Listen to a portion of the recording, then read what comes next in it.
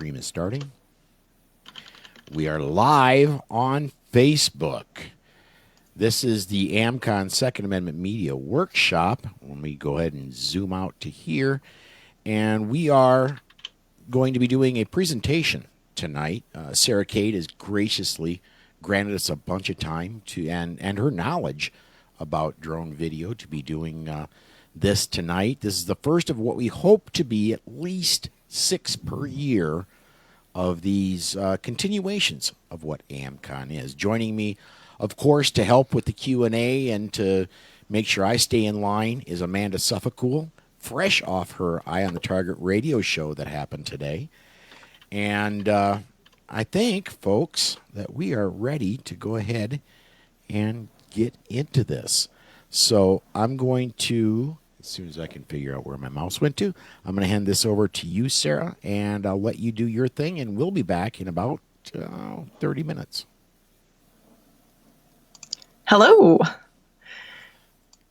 All right, everybody hearing me okay? And this is working correctly, I would assume. All right.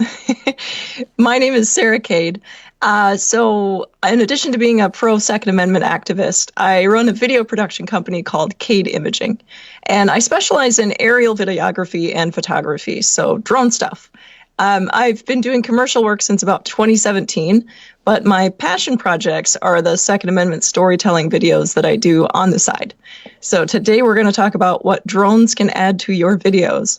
We're going to explore a little bit of what's possible and what you know what you need to know to use drones effectively in your work.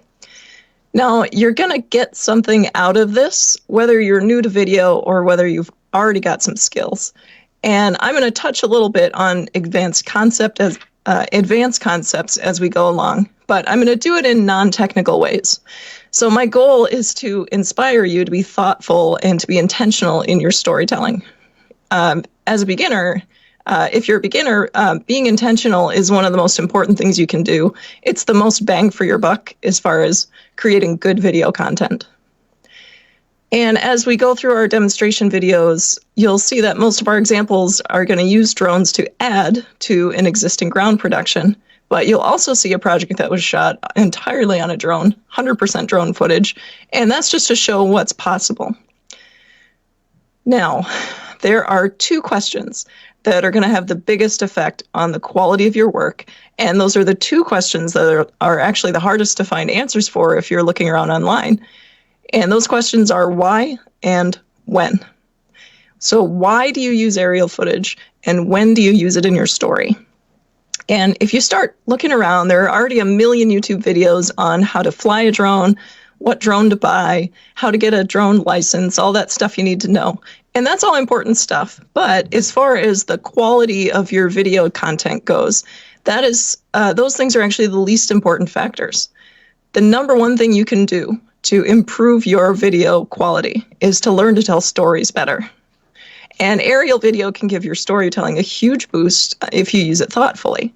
So we're going to go, first we'll go over a little bit of the theory behind those storytelling decisions, and then we'll use some video examples to show specific aerial shots and what they can add to your story.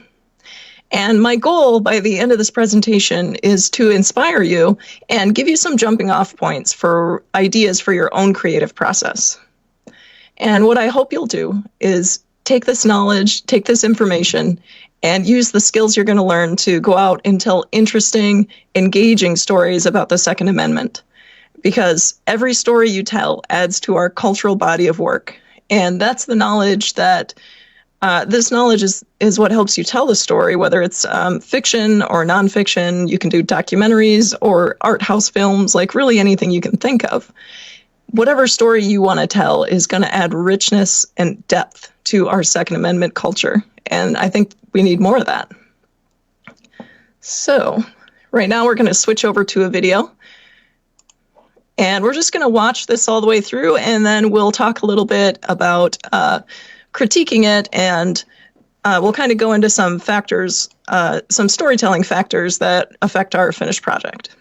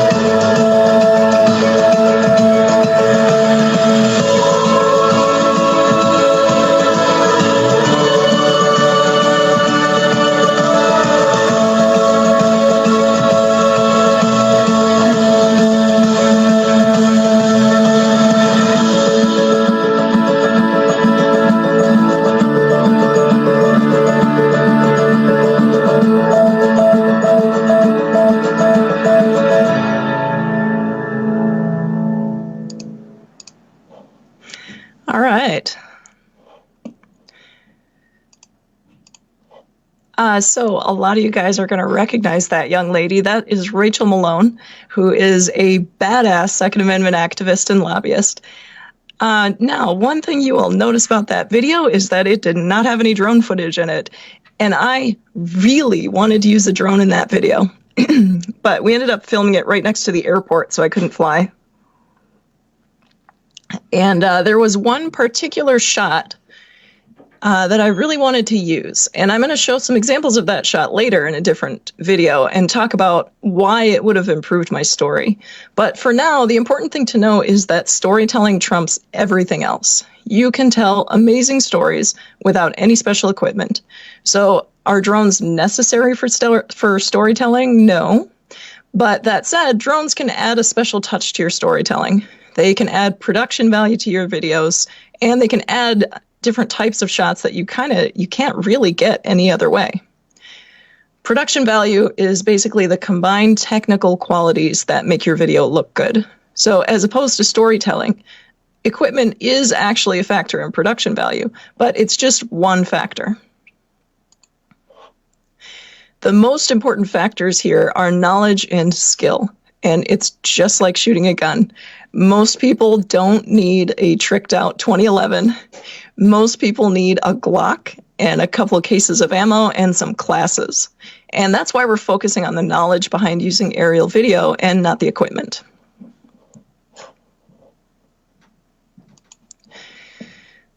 So there are two questions you want to ask yourself when you're considering adding aerial video to your productions. Those questions are why and when. So first off, the why. When you talk about the big picture of using aerials, you know you want to add aerials because they increase your production value, they help you tell your story, and they make your video look a little higher budget and a little fancier than it would otherwise, right? But you can't just throw aerials in there just because they look cool. You really have to use them intentionally. So when you get down to the practical decision-making part of using aerials in a specific project, you have to evaluate each individual shot. So each aerial you use needs to have a strong reason to be there. And what you'll do is for each shot, ask yourself why it's there. And if you don't have a good reason, cut it. And believe me, I know how painful that is. It's so hard to cut a really beautiful shot, but pretty pictures don't tell stories. You have to be brutal about this. You have to ask why, and you have to cut anything that doesn't move your story forward. These aerial shots need to do a job, and there are a lot of different jobs they can do for you, and we'll talk about those as we go. But real quick, we'll kind of outline. So aerials can establish a scene. So that means they show what your setting looks like, gives you an idea of what time of day it is, what the season is, where your subject is, just general kind of setting type things like that. They can also show the spatial relationship of people and objects. So that means where different things are in relation to each other. The other thing they can show you is scale. So if you've got a subject climbing a giant mountain, you can get an aerial shot of that entire mountain, making your subject look tiny in relationship to that. Or say you're going to film a shootout scene. You can show where all the participants are in relation to each other. Your aerial shots can also be used to reveal something to the viewer. And they can also add movement, which can help you tell your story. They can add mood and emotion to your story, and we're going to see examples of each of these later on. The second question after the why is when. So you're only going to use aerials that move your story forward, but when do you use them? When is a question about pacing. And unlike the why, it's mostly determined in your post-production. So when you're editing your video. And this is where you're going to look at how to tell your story in the most interesting way. You can also plan this out ahead of time, but depending on what kind of story you're trying to tell, you might not do a lot of like storyboarding, and you might not plan out every shot in your pre-production process. So when, I think, is mostly a question for the edit. And again, here, we're not just going to drop in aerial footage. It has to make sense in the storyline.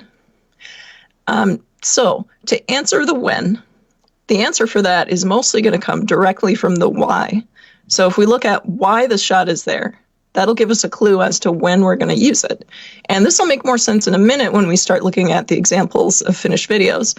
But some general when answers for now are, you can use an aerial shot in your project when you want to add additional context to the story, or when you want to add tension by making people wait for context. So you can kind of use it either way. You can show everything all at once. You can show a little bit at a time. You can use it for pacing and sequence. The other thing about that is you can use your aerial shot for emphasis. So if you're using a bunch of close shots, say you're doing a lot of close-ups on a person's face, and then you're going to all of a sudden zoom out to this broad, vast aerial, you can kind of use that for emphasis to emphasize certain parts of your story or certain emotions or moods. And one of the other purposes for aerial shots is when you want to intentionally disrupt the flow of your editing sequence. So say, for example, you want to do a change of scene, a sudden change in mood or in pacing. You can use an aerial shot to kind of break things up. So next, we're going to look at some examples of videos and analyze how the aerial shots answer the when and the why questions. As we go along, you can think about ways to incorporate these principles into your own storytelling. And then also, as we go, please ask questions in the comments, and Paul and Amanda can relay them to me.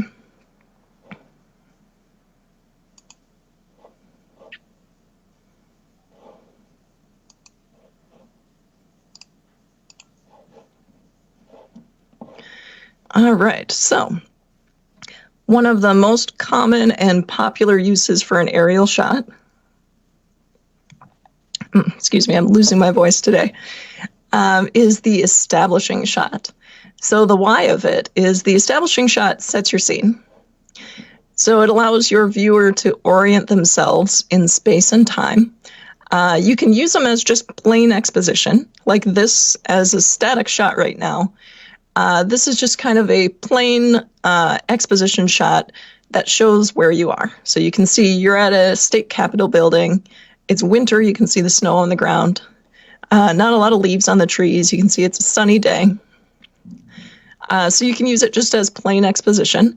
Or the other thing you can do is use your aerial shot to reveal something. And now, so what we're doing here is we're simply moving the camera down. And as we go, we're revealing these flags in the frame. And you can see how that changes the entire mood of the shot. So it's a little different now. It's adding a little bit of tension, a little bit of drama to it. And it kind of makes you wonder, what's going on here? Why are these flags at half-mast? Did somebody die? You know, is there something we should be concerned about? It raises questions in the viewer's mind. And that's the value of it, is when you're storytelling, you don't want to just give everything away right away. Sometimes you do, but you don't always want to give everything away immediately. Sometimes you want to space it out. You want to add a little bit of tension. You want to make people wonder what's going to come next. And that's part of making compelling and interesting video footage. Now, the super neat thing about this shot, I'll play it again here just on the small screen. This would have been really hard to get any other way. So it would have been easy to stand on the ground and get a shot of that Capitol building. And it would have been easy to get a shot of the flags at half-mast. But it would have been really difficult to get flags in the building to reveal each other like this without a drone. But with a drone, it's easy. You just move that drone in 3D space to compose the shot exactly how you want it. And that's one of the values of aerial video in your productions. It gives you a lot of freedom and a lot of creativity. It just adds dimension to your work. All right, the when question for this. So the when question, if I was going to use this shot in a story, usually your establishing shots happen fairly early in the story, but they don't have to. And that's up to you. It depends on what kind of story you're trying to tell and why you're going to tell it the way you are. You can use your establishing shots intentionally right at the moment when you want the viewer to know where they are. So first you might want to establish a little tension. You might want to focus in on the person, show their expression, and then show where they are. You might want to do a little like bait and switch thing where you show the person, allow the viewer to make assumptions about the context, and then show your aerial shot to establish the scene and show that it's not what the viewer expects. So if you want to watch a lot of TV and movies, you see that used quite often. All right, this next one we're going to play through the first couple minutes of it, and then we're going to go back and do a little bit of analysis and critique.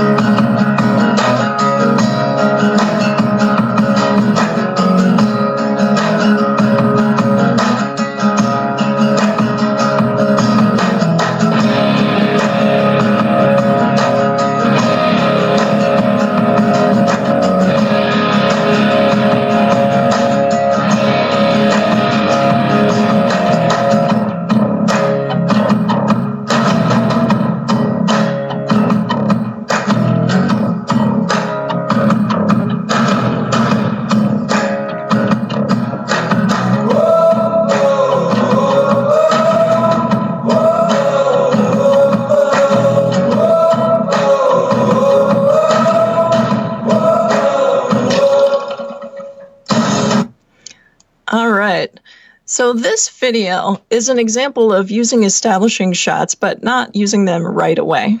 We'll turn the sound down a bit and kind of talk over it.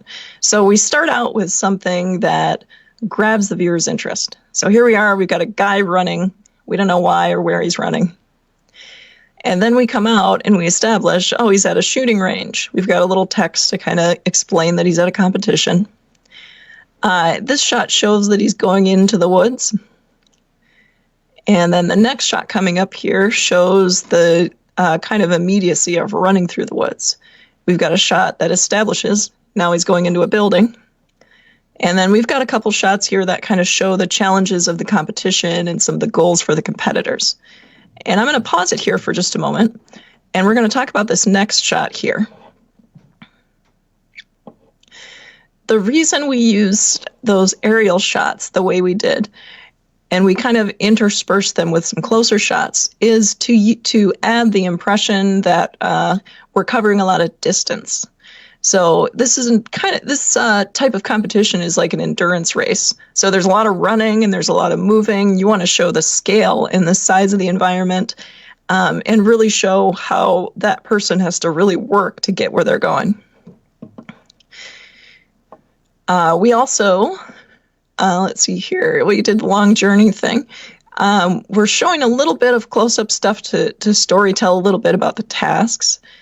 And then we go back to more aerials, like this one here.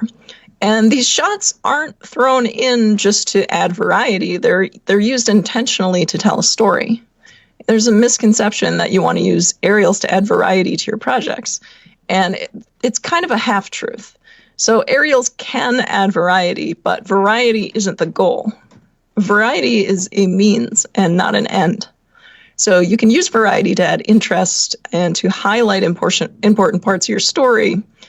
And if you have a lot of shots that are similar, switching it up can add emphasis, or it can allow your audience to take a breather between intense scenes. But again, variety is not just variety for the sake of it. It's used intentionally to tell a story. And now this next shot here that we're going to analyze, I just call this a bird's eye. A lot of these shots, there's no real technical terms for them, but I just call this a bird's eye, and it's just a shot with a camera pointed straight down. And with this shot, you can actually do a lot of different storytelling things. You can track a subject by matching the camera speed, which is what this one actually does, or you can stay stationary as the subject moves through the frame. You can also overtake the subject by moving the camera faster than the subject, or you can move the camera slower than the subject and be overtaken. And as you kind of think of those and visualize each one, you can kind of get an idea of how each tactic can give you a different feel to your storytelling. And you can use that motion intentionally to support the type of story you're going to tell. And for this one, again, you can see we tracked the subject and kept him in the same spot of the frame. And it kind of makes it seem like he's running and running and running, not covering a lot of ground because he's covering because he has to travel such a vast distance. And that was a storytelling goal with that part. Now, the other cool thing about a bird's eye shot is you can't see the horizon. So they can kind of give you a feeling of intimacy or isolation because you're showing the subject right here in a very limited context. So if you did this at a lower elevation, you could give a sense of claustrophobia or closeness. If you did this shot a little higher up, you can make the viewer feel like they're far away and disconnected, which is really good for when you want to make the subject feel lonely, or like this one, again, when you want to portray a long journey. And this shot is exactly what I wish I could have used in the Rachel story that I showed above. The Rachel story, it would have benefited, I think, from a bird's eye shot from high elevation showing that she's jogging alone. And that kind of would have added a little bit of context. And out of all the shots I could have added to that video, that's the one that I really missed. All right, in the next one here, we're going to play through the first half of this next one, and then we're going to go back and critique the use of the aerials and their role in the storytelling.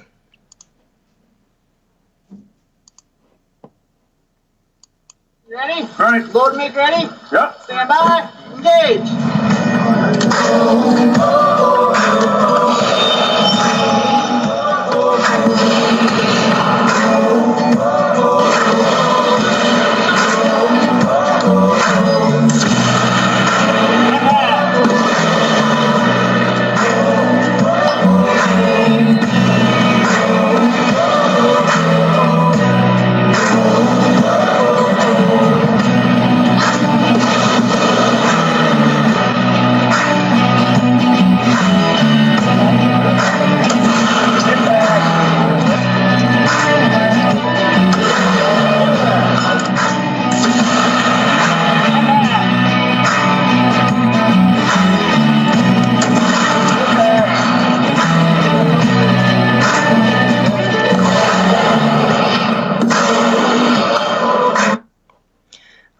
So there's a couple different interesting things going on here from a storytelling point of view. And so first, the why. So why are we using aerials in this at all? One of the most important things of this is it's a long-range match, right? So we want to show distance, and we want to exaggerate that for the viewer as much as we can. So the tactic I used, or the technique I used for this, was to use bird's eye shots showing limited context, and turn the sound down here, and then just allowing those to kind of continue on like this. And by repeating them, it makes the viewer think that they're continuing in the background, like the camera's moving the same distance the whole time as it goes. And it kind of really gives you that feeling of long distance between the target and the subjects. The storytelling goal here was just to kind of show how much skill it takes to hit a target that far away. The aerials support that goal by increasing the perception of distance, and part of the way you do that is to draw out the amount of time between the shot of the targets and the shot of the shooters and the subjects. And I also cut this together with some very close pictures of people using spotting scopes and binoculars, and I think that kind of just helps enhance the image we're trying to create, like, oh, it's so far away you can't even see it with the naked eye. So both of the close shots and the long shots work together pretty well in this. So that's kind of an intentional way to use aerials to add to your story right there. Now, one of the things I could have done better on this from a critique standpoint is it would have been nice to get a little closer with some of the close-up aerial shots. And if I could have done that and maybe shot them from a lower elevation, perhaps, it would have helped to show a little more detail and expression in the human subjects. And that kind of adds interest. Like this one's a great example. I would have loved to have this guy filling more of the frame. But I also didn't want to disrupt the competition, and the drones are really loud. So you don't want to put a drone right in somebody's face when they're trying to shoot for score.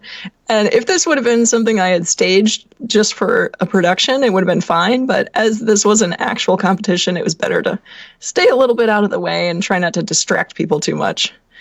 But yeah, from a visual and a storytelling critique standpoint, this shot would have been much better if it was much closer. Now, this illustrates, though, one of the really cool things you can do with drones. And again, this is a shot that you really can't get any other way, is you can put this drone downrange safely. So you can get the camera angle you want without putting a person ahead of the firing line, and you can still get the motion and the movement you need. It's, without a giant Hollywood budget, it's hard for a regular person to get that kind of shot any other way. The other cool thing you can do with this, let me find it here. Here we are. So you can tie your elements of your story together. So we've got the shooters here. They're shooting at something. We haven't revealed what yet. And now we're going to show kind of a bullet cam shot of the target and show the reaction of the target. And it's cool because you can get in close with the drone, again, safely, and you can show targets reacting, which is another thing. I mean, you could set a stationary camera on a tripod and get a similar shot. So if you don't have the budget for a drone, that's what I'd recommend in that case. But since we're talking drones, this is what we like to do. All right. Now, the next video is going to show a little bit about what's possible. So this next one was shot 100% on the drone. And you can see, you see this a lot nowadays, even as high up as like Netflix specials. You'll see drones used to mimic other types of shots. So say, for example, you need a shot where the camera tracks sideways, like a dolly. So back in the day, to get a nice smooth one, you would have to,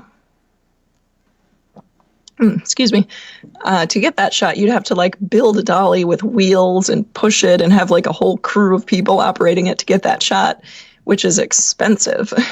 But now you can actually mimic those shots with drones, and you can do a lot of other things with them too. So you can do shots where you move the camera straight up. You can do shots where you track the subject.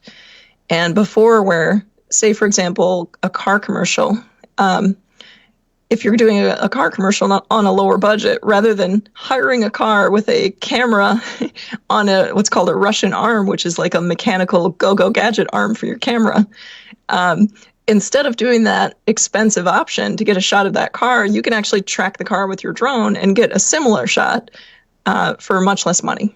So they're super handy. There's a lot of shots you can get with a drone that as a normal person, you really can't get any other way. So the next one we'll take a look at here. And this one isn't actually gun related. This is some friends of mine that have a YouTube channel called America by Sidecar. And this is their sidecar motorcycle. And this actually, it wasn't intended for any storytelling purpose. I just went to gather B-roll footage for their YouTube videos. So this wasn't intended to tell a story, but when I brought it home and started editing, I thought, I can kind of tell a little bit of a story with this. So as we watch this one, the interesting thing about it is it was shot 100% on the drone. I'll play it through again, and then we'll go over it and talk about what elements worked, what elements are, could use improvement, and we'll look at it from a storytelling point of view and see how the aerials add to it.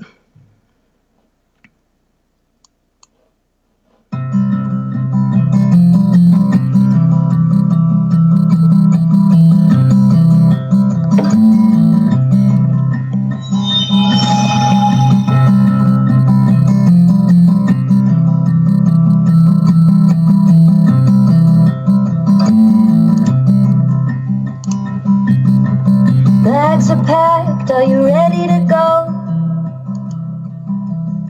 This time tomorrow we'll be on the road,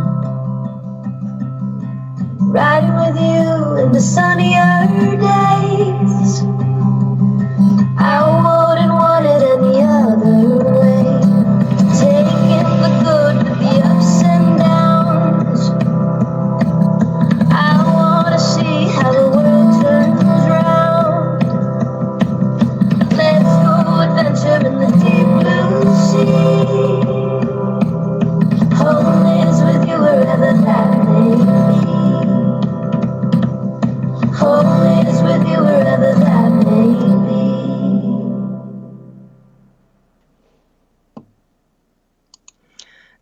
right, so this one, before we even get into the analysis, I want to talk a little bit about safety.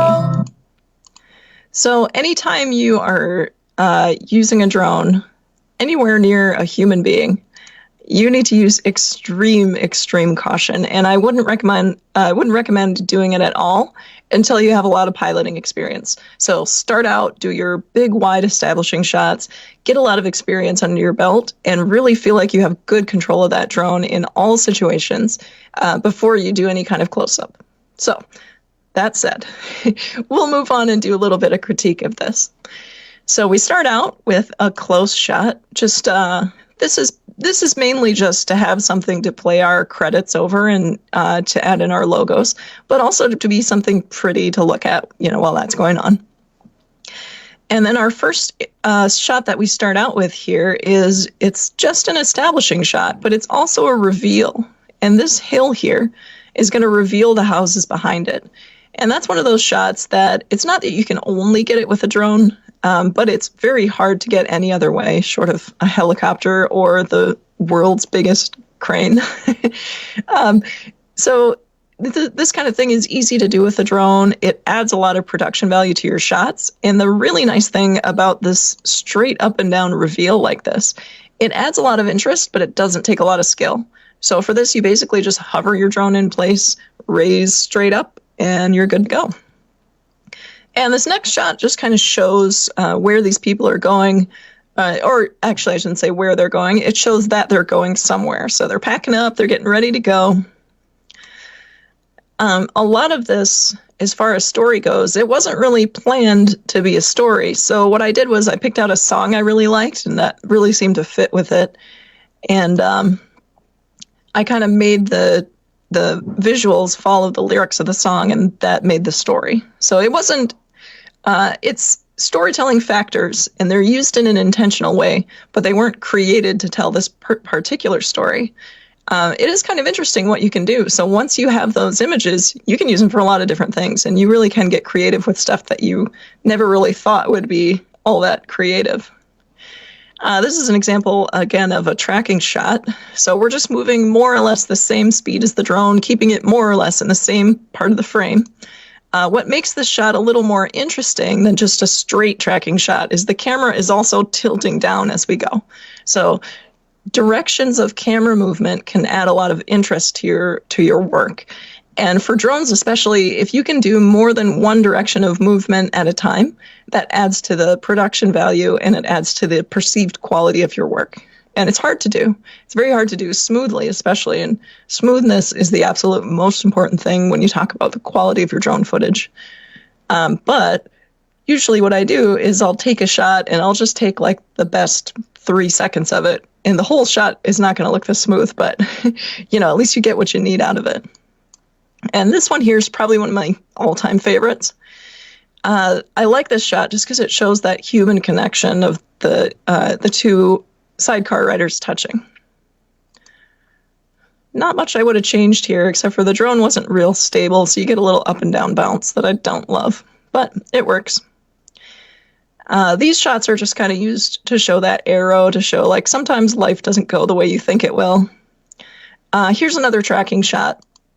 Kind of like the car commercial thing, you can use your drone at a low elevation to track a moving subject. You don't always have to follow them. You can also be in front of them. And you can give that sensation that the whole background is moving, but the subject is staying still. It's a very cool effect. And this one here, this editing decision, every time I watch this back, there's something I don't like about it. And I think it's a little too short, and it doesn't quite show the moment I wanted it to show. So I wanted to capture like a little bit of the intimacy and like a little close-up of the riders.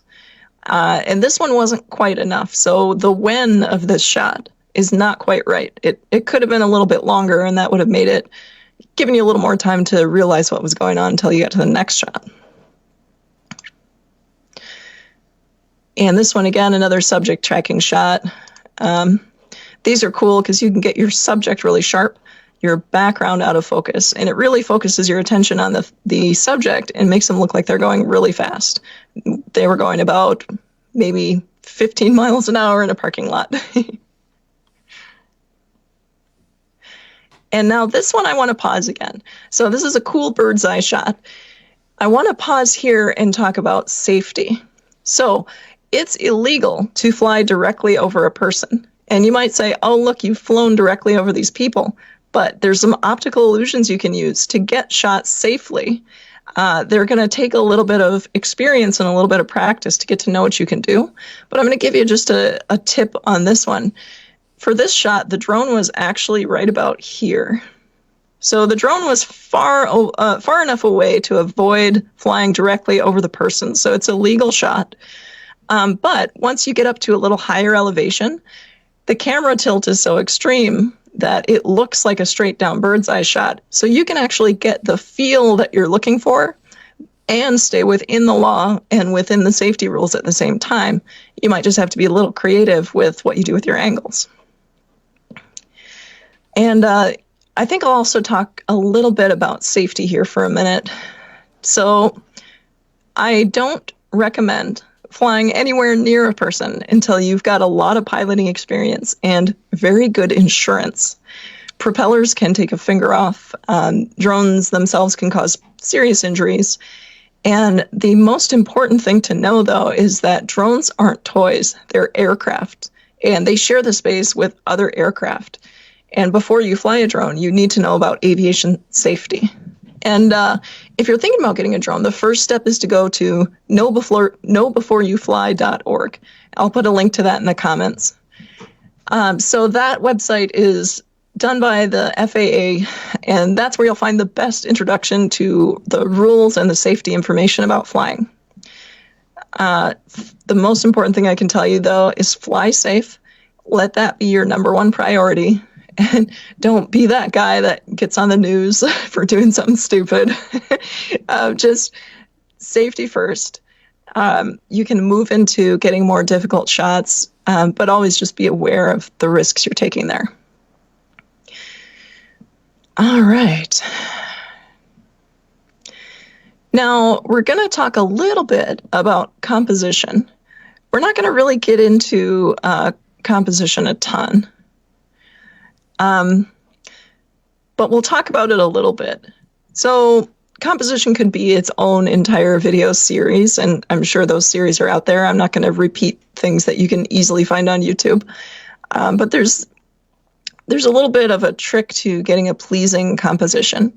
And typically, if I'm going to shoot a shot with a horizon in it, I don't want to put that horizon right in the middle of the shot. It just doesn't look very pleasing. I want to put it a little bit at the top, at the top third or the bottom third. There's a thing called the rule of thirds, where if you put your subject in the third of your frame, that's generally the most pleasing to the eye. And you don't have to do that. It's an artistic choice, but it's kind of a rule of thumb. The cool thing, too, about drone videos is that your composition has an element of time as well. So it's not just static composition. It's composition plus time. And that's one of the really interesting things about drones. Video in general, but drones especially. So here's an example. I could use this as an establishing shot, actually. So you start out, you've got just a pretty farm scene here, and then your subject comes into the frame. And then you realize what it is you're actually focused on. And it's kind of just an interesting way to reveal your subject. And since the camera is moving slower than the subject, it makes the subject seem like they're moving faster. So that, again, is a storytelling element that you can use to your advantage. All right, and I'm going to actually switch us to the next video. So the next thing, we're not going to spend a lot of time on composition. But I am going to go over a little bit about how to make your aerial shots blend into your project better without looking out of place. And the obvious answers are to make your overall exposures and colors as similar as possible so that you're not going from dark to light and light to dark, because that'll make your aerial shots jump out and they'll make them look like they're not intentionally part of the story. So in general, you want to try to make your exposures match as best you can. unless you're going to use that difference intentionally for storytelling purpose, and then it's okay. All these rules are just guidelines, and if there's a storytelling purpose for breaking them, you should absolutely break them. So those are kind of the obvious guidelines for getting a shot to blend in seamlessly with the rest of your footage. The not so obvious answer, a tip here is eye placement. So when you're thinking about your composition, rather than thinking only about the elements in the frame, you can also think about where your viewer's eye is going to be. In this shot, as you first start watching it, your eye is going to be attracted to that pool of light, and then it'll start to roam around the screen a little bit. And then we're going to speed the shot up a little bit to show the subject of the shot, which is actually this house here. And then I'm going to critique this a little bit and go over what's good and bad about this composition and how we use that trick of eye placement to overcome the things that aren't so good about it. So here we go. We'll play this through, and then we'll talk about it after.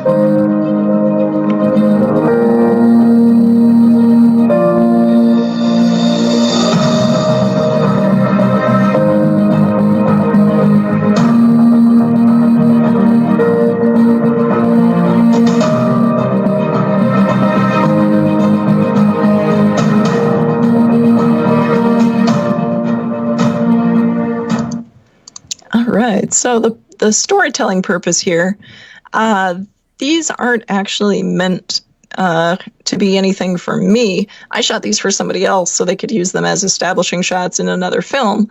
I just kind of strung them all together because I thought they were cool and put them up on Instagram. But these are typical shots that you would use as establishing shots to kind of show what your setting is. In this case, these were for a horror movie. So they were showing the house where the horror movie was set. And you'll see, like, this first shot here, the composition is beautiful. So we've got the horizon up in the top here, almost not quite in the top third of the frame. We've got the house in the foreground. And you'll notice as we come in closer to the house, you'll see a little mistake I made here. So what I wanted to do during this shot is have this house much higher in the frame so it's more centered. So it draws a little bit more of your attention, right? But as I was shooting it, I didn't quite have my camera tilt speed fast enough. And so I ended up with the house lower in the frame than I would have liked. And sometimes it's better to keep your shot smooth than to try to jerk it real fast and get it where you need it to go. It's better to have a smooth shot that you can use than to have a jerky shot that you can't use. So what I did to overcome this, your eye now is here, looking down in the bottom of the frame at this house. And so when I cut it into the next shot here, I cut it into this shot so that your eye starts here and then moves up the frame to this railing. And that's an intentional choice. If I would have cut this a different way, it would have been really jumpy and confusing. If I would have cut directly to this shot, for example, it wouldn't have been as nice because you're looking down here. But you can use that kind of center focus. So it's right in the center here at the bottom. Now, if I look at the center, it draws the eye up. So that's how you can use eye placement to kind of camouflage mistakes you might make in your shooting. Sometimes your shooting and editing complement each other on purpose, and sometimes they complement each other out of necessity. But it's just good to know little things like this because it helps you out later down the line. And this is information it's really hard to find. You know, you're not going to find this in like a beginner tutorial on YouTube.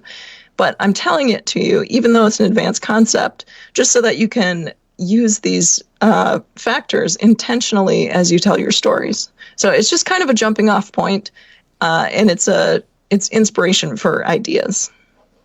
So we'll just kind of go through this real quick here. Eye in the center, eye travels up the frame. So it kind of works. Now, if I would have jumped from that to something where the focus is on the third of the frame, it wouldn't have looked good. So just something to kind of keep in mind. The goal is to blend your cuts together seamlessly unless you're intentionally trying to be jarring. So in general, you want to make your cuts as seamless as possible. All right. we'll do one more quick establishing shot here. So this is an establishing shot that uses, actually I turned the sound down for this because we don't need it. This is an establishing shot that uses a reveal. Now, this is just a real estate video. So you've got the barn, and now all of a sudden you've got the house and you've got the horses. And here you've got just a wide shot that shows the relationship of all of these objects in space. So basically the layout of the property. So shots like that can come in really handy for you. And it's something that's really easy to do with aerials. And I'll move on here to a couple shots with the ground camera just so you can see the difference. So these I shot with the ground camera. And if I were trying to shoot a whole video of this property with just a ground camera, it's going to be a lot harder to show that scale and that relationship of objects. Whereas I can show that all in one shot immediately with a drone.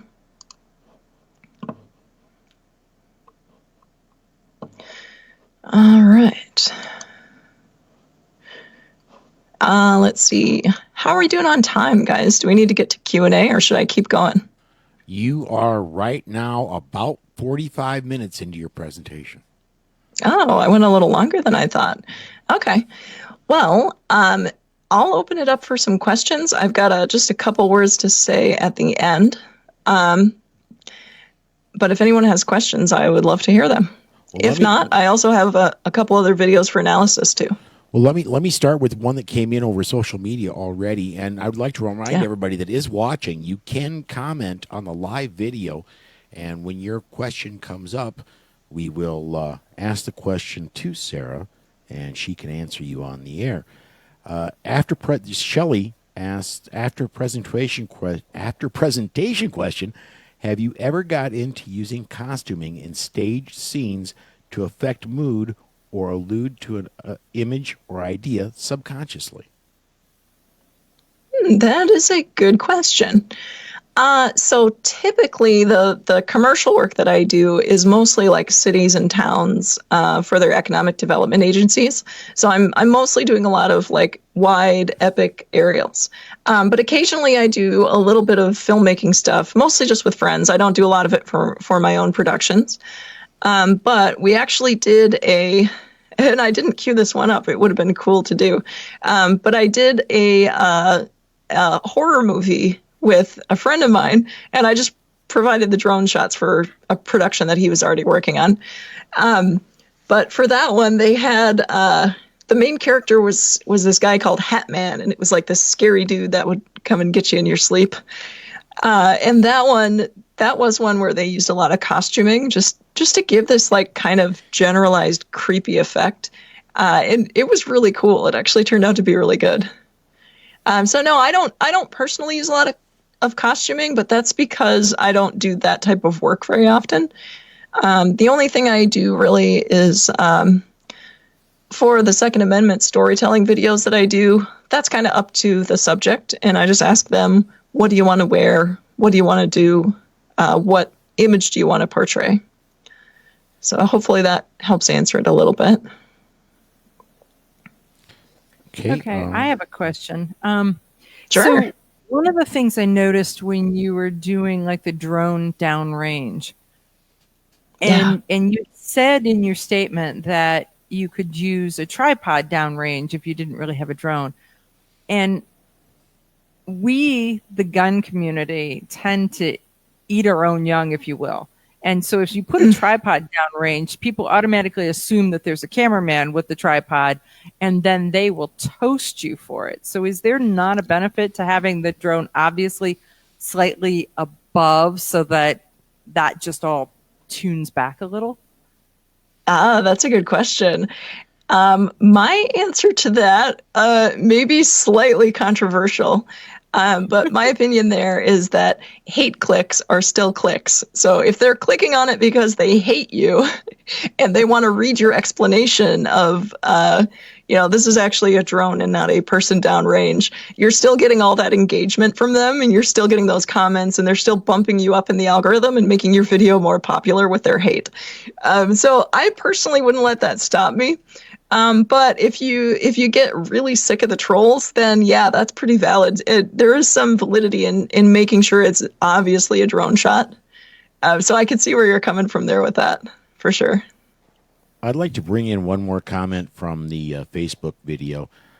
Dustin says, I got out of flying drones in the past due to too many close calls. Children love to fly to try and grab them out of midair. Not fun Ooh. if kids show up when you're trying to land. That goes straight to your safety. And I guess part of that maybe, and speaking as somebody who's never flown a drone, never been around drones, maybe you need to know, have a plan for your takeoff and landing before you start videoing. Yeah, that's ideal. So ideally, and it's a little different for a commercial operator versus a hobby operator. Ideally, you can have somebody with you to help run interference, but a lot of times you don't have that option. And your flights can last quite a long time. So say you might be in the air for 20, 25 minutes, and your entire scene around you may have changed by the time you land. So I can totally see where that would happen, and that would be terrifying. Because children, man, they have small fingers, and those are easily removed by propellers. And I can see that just being a huge disaster. And yikes, just yikes. But I guess if you knew something like that was going to happen and you wanted to be prepared, you could use cones and you could use physical barriers, or you could take off from a spot where you're not accessible to children. But it's not always something you can plan for because you don't really know where they are and they move so fast. So, yeah, that's a little scary. Yeah, the safety thing, it's a tough one. When I take off, or I should say before I take off, one of the things I do is I look around and I find an emergency landing spot for just in case. And again, depending on the situation, you can't always use that emergency spot either, especially maybe your battery's getting low and you don't think you're going to make it. But it's one thing that can help, and it's a good habit to get into as you start, is say, all right, here's my landing zone, here's my secondary landing zone. And I don't know, I avoid children anyway, so but I mean, it's hard though. Like, say you're flying in a park. You're flying in a park, you take off, there's nobody around, and by the time you land, you've got like 10 kids around you because they all think the drone is cool. And this has happened to me before. Luckily, it was old enough kids that they weren't going to go and try and like grab for it. But drones tend to attract a lot of attention. So that's a good question. I don't have the best of answers for it, but the best thing I can say is just have a plan, have a helper if you can, and yell really loud if you can't. John on social media says, you can also tell them the lens makes it looks closer to the danger than it actually is. You want to talk a little bit about camera? I am totally outside the drone community. I don't know if the camera comes built into the drone, if you can change lenses, how does that work? That's a good question. So it depends on the drone. They go all the way from like teeny to, less teeny to big. By the time you get up to the bigger size drones, they have interchangeable lenses and cameras that are removable. But if you're in the lower side of the budget, typically the camera is fixed and the lens is fixed. But we'll see what happens in a couple years because, it used to be crazy to think you could have a removable lens on a drone, and now they're fairly common. So can you actually repeat that question? Because I'm not sure if it's asking about what to tell the person or to tell, was that in regards to the video about getting trolled for having a camera downrange? It was, I get them a few minutes after they post online. Oh. So Right. what the exactly, John said, you can also tell them that the lens makes it look closer to the danger than it actually is. So I think what that's trying to say is the drone is actually quite a ways away. Okay, so that sounds to me like a response to the having a camera downrange and getting trolling comments from people who are like, what are you doing? Like, keep your finger off the trigger and keep your camera operator away from the downrange area. So I'm guessing that's what that's about. I guess if somebody questioned you on that, we'll pull this up once again. So this shot right here is actually the drone is further away than it looks. So like you said, Paul, this one has interchangeable lenses, this drone. And I put on a kind of a long telephoto lens. So it makes it look closer to the action than it actually is. And that's something you could probably explain if the trolling person was willing to listen to you. Sure. And, if not, that's fine. Just let them continue to bump up your algorithm and I don't know, go ahead and be mad if you want. Just, I guess, use it as an opportunity to explain what you were doing and be professional about it. And they can get mad if they want. That's it. So how long would it take an average person to learn to fly a drone to where they're not kind of herky and jerky and that? Because as you said, smoothness matters. Yeah, smoothness is the key to good production value with drone video. Now, as far as learning curve goes, it's a little different for everybody. It depends a little bit also on what type of drone you want. So I'm going to just go here and find one real quick. Let's see. Spark. We'll go take a look at the Spark. So DJI has this little drone called the Spark. It's this one right here. It's tiny. Let's see if we can get a little bit of test footage here. So these are kind of cool. If you can find a video of somebody actually flying one. There we go, getting started. A lot of these drones actually have they have automated programs that kind of help you with your smoothness. So these have a little program on them. Here we go. We'll skip through this. And we'll find where we're actually flying. So the goal for some of these is to be as easy to use as possible. Here we go. To the point where you can just let it hover and you can turn your attention away from the drone entirely, and the drone will stabilize itself with GPS. So if you get a decently, middle of the pack to higher end drone, it doesn't take a ton of skill to be able to learn it and fly it smoothly. What's tricky about it, though, is getting good enough at it that you know what to do in an emergency. So there's a little bit of the learning curve with drones. You learn how to fly and you think you're doing really good. And then all of a sudden something happens and you move the wrong direction and you respond inappropriately to whatever's happening. And that's what kind of gives you that kind of a shock of oh, I'm not as good as I thought I was. So I would say give it a lot of time, especially before you do any close shots. But you can get up in the air and start making smooth and intentional shots in a few flights, if you're a technology-minded person. And Dustin on Facebook comments, depends somewhat on your existing videography skills. I'm guessing that's referring to how long the learning curve is.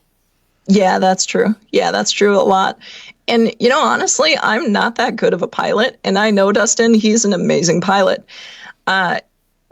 So there's an element of skill to flying drones, but the storytelling is more important than the skill. So I kind of get away with not doing a lot of the really tricky, complicated shots, just because I know how to use my shots intentionally to tell a story. So I'm just going to play this one in the background while I talk about this and just kind of, this was actually one of the first videos I ever did.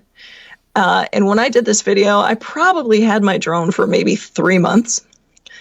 But what I did was I just used easy shots. So like this. This is just basically flying straight forward. And you can do that smoothly, and you can pick out 3 seconds of good footage out of almost anything if you're just slow on your controls. So it's stuff like this. If you can tell a good story with it, your skill is kind of secondary. Your drone skill is secondary. Your storytelling skill is always first. But you can actually do quite a bit with a very beginner level knowledge of drones. And this video is a good example of that. So does that answer that? Absolutely. I think so. Okay. Yeah. The key is to take simple camera movements and just use them in an enriching way. So yeah, and we didn't get into what drone you should buy, and the equipment matters a little bit for production value, but again, it's secondary to the knowledge and the skills. And if you're wondering what kind of drone you should buy, basically, what I tell people is just set yourself a budget and buy the nicest DJI drone in your budget. It's going to be just fine for you, and you'll outgrow it eventually. And if you outgrow it, you can get the next one up. Or by the time you outgrow it, you're going to have a little better idea of what you need. Let me do a little bit of DJI. What is DJI? What does that stand for? DJ as in Jack. Jack, okay. Yep. D as in dog, J as in Jack, I as in Ian. And it's just a company. It's a Chinese company that makes drones. Oh, okay. They basically own the entire drone market. They're the number one biggest drone retailer, and it's because their drones are actually really excellent. They're really user-friendly. Don't use it for inspecting any kind of critical infrastructure or military applications because they've had some problems in the past with privacy.